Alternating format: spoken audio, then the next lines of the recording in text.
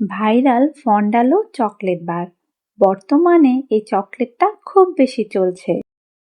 এই চকলেট দিয়েই আজকে তৈরি করব চকোবার আইসক্রিম, তাও আবার কোনো আইসক্রিমের মোল্ড ব্যবহার করা ছাড়া। এভাবেই কিছু সহজ স্টেপ ফলো করে তৈরি করে নিতে পারবেন দারুণ মজার চকোবার আইসক্রিম। বাচ্চাদেরকে এভাবে আইসক্রিম তৈরি করে দিলে ওরা তো মহা খুশি হয়ে যাবে। চলুন তবে দেখে নিই রেসিপি। ফন্ডালো মিল্ক চকলেট বার, এটি একটি বাংলাদেশি পণ্য। চকলেটগুলো 10 টাকার প্যাকেটেও পাওয়া যাচ্ছে এবং 20 টাকার প্যাকেটেও পাওয়া যাচ্ছে, তবে দাম হিসেবে চকলেটের টেস্ট খুবই ভালো। এই চকলেট দিয়েই কিন্তু আজকে চকোবার তৈরি করব। চলুন শুরু করি। প্রথমে আইসক্রিমের মিশ্রণটা তৈরি করে নিব। আমি এখানে 1 কাপ পরিমাণ একদমই ঠান্ডা হুইপ ক্রিম নিয়ে নিয়েছি। তবে 1 কাপ হুইপ ক্রিম কিন্তু লাগবে না, মাত্র হাফ কাপ অথবা তার থেকে কম নিলেই চলতো। এখানে আইসক্রিমের টেস্ট বৃদ্ধির জন্য দিয়ে দিয়েছি 3 টেবিল চামচ পরিমাণ গুঁড়া দুধ এবং 3 টেবিল চামচ পরিমাণ কনডেন্স মিল্ক। এগুলো চামচ দিয়ে একটু মিশিয়ে নেব।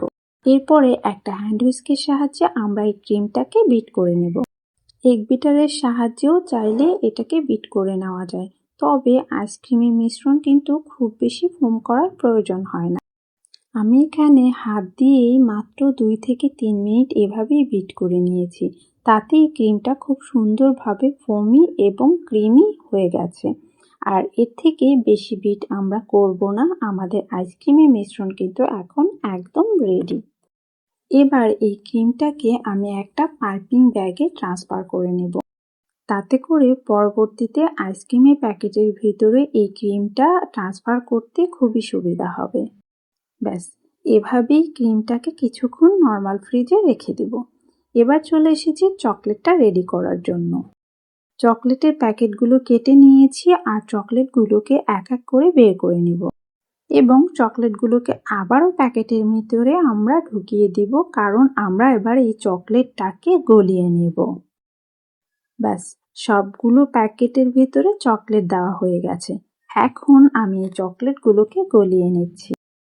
একটা পাত্রে আমি কিছুটা গরম পানি নিয়ে নিয়েছি আর তার ভিতরে চকলেটগুলোকে এভাবে কিছুটা সময় ট্যাপ করে রাখলেই চকলেটগুলো এমনিতেই গলে যাবে।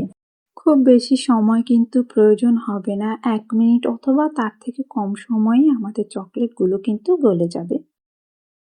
চকলেট গলে গেছে।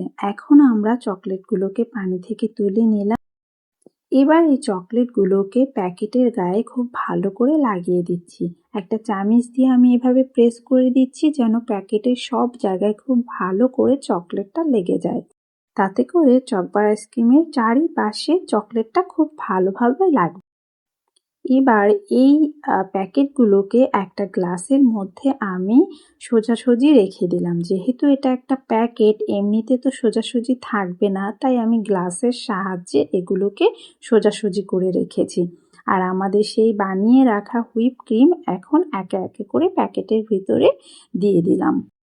আপনারা হয়তো স্ক্রিনে দেখলেই বুঝতে পারছেন।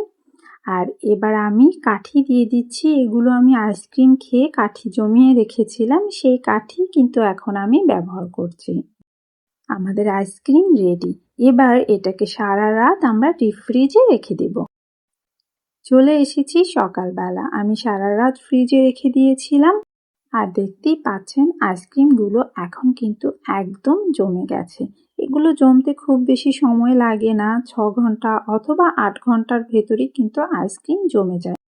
এবার চকলেটের প্যাকেটের অপর পাশে যেখানে জোড়া লাগানো থাকে সেখান থেকেই আমরা আমাদের আইসক্রিমটাকে এভাবে মোল্ড আউট করে নেব।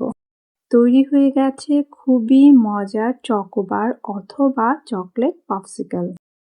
খেতে কিন্তু অসাধারণ হয়েছিল।